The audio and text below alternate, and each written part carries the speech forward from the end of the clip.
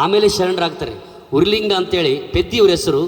ಆ ಬಸವಣ್ಣವರು ಅವ್ರ ಮನೆಗೆ ಕಳ್ತನಕ್ಕೆ ಬಂದಾಗ ಆ ಬಸವಣ್ಣವರಿಂದ ಪ್ರೇರಿತರಾಗಿ ಅವರ ಆಶೀರ್ವಾದದಿಂದ ಇವರೊಬ್ಬರು ದೊಡ್ಡ ಶರಣರಾಗ್ತಾರೆ. ಎಂಥ ವಚನ ಬರೆದಿದ್ದಾರೆ ಅಂತಂದರೆ ಅದ್ಭುತವಾದ ಬರೆದಿದ್ದಾರೆ ವಚನ. ಎನ್ನೊಳಗೆ ನೀನು ಪ್ರವೇಶ, ಹಲವಾರು ವಚನಗಳಿದ್ದಾವೆ. ಅಂಥ ಒಂದು ವಚನದಲ್ಲಿ ಉರ್ಲಿಂಗ ಪೆದ್ದಿಯ ಒಂದು ವಚನ ಹಾಡ್ತಾ ಇದ್ದೇನೆ. ಇದು ಕೊನೆಯದಾದ ವಚನ.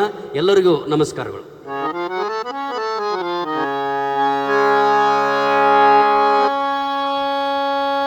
ಎನಗೆ ನೀನೆಗತಿ, ನಿನಗೆ ನಾನೆಗತಿ, ಇನ್ನೇಕೆ ಜವನಿಕೆ, ಇನ್ನೇಕೆ ಜವನಿಕೆ, ಉರಿಲಿಂಗ ಪೆದ್ದಿ ಪ್ರಿಯ ವಿಶ್ವೇಶ್ವರ,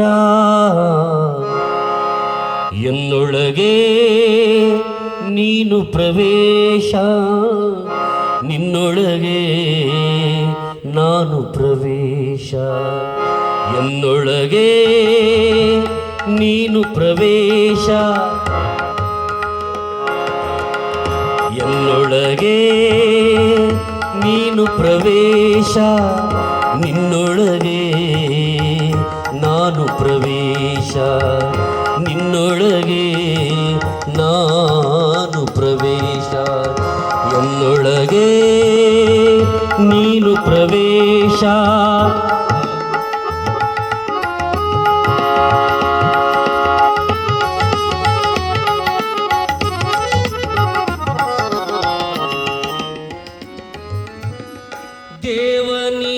ದೇವನೀನಲ್ಲದಿಲ್ಲ,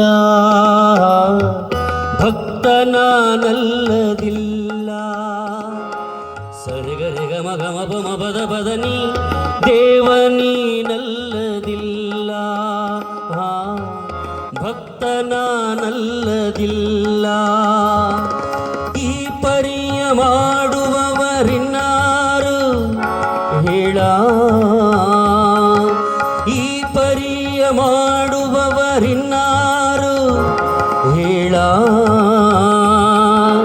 ಇನ್ನಾರು ಹೇಳ, ಇನ್ನಾರು ಹೇಳ, ಎನ್ನೊಳಗೆ ನೀನು ಪ್ರವೇಶ, ನಿನ್ನೊಳಗೆ ನಾನು ಪ್ರವೇಶ, ಎನ್ನೊಳಗೆ ನೀನು ಪ್ರವೇಶ.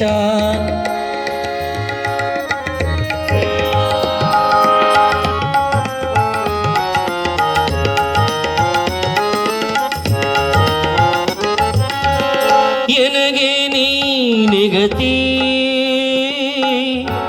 ನಿನಗೆ ನಾನೆಗತಿ,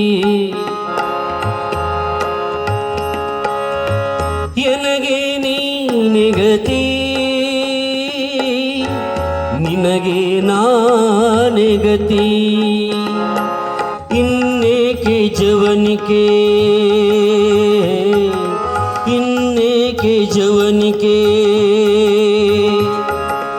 ಉರಿಲಿಂಗ ಪೆದ್ದಿ ಪ್ರಿಯ ವಿಶ್ವೇಶ್ವರ, ಉರಿಲಿಂಗ ಪೆದ್ದಿ ಪ್ರಿಯ ವಿಶ್ವೇಶ್ವರ, ವಿಶ್ವೇಶ್ವರ, ವಿಶ್ವೇಶ್ವರ. ಧನ್ಯವಾದಗಳು. ಇಲ್ಲಿವರೆಗೂ ಶಾಂತ ರೀತಿಯಾಗಿ ಕುಳಿತುಕೊಂಡು ವಚನ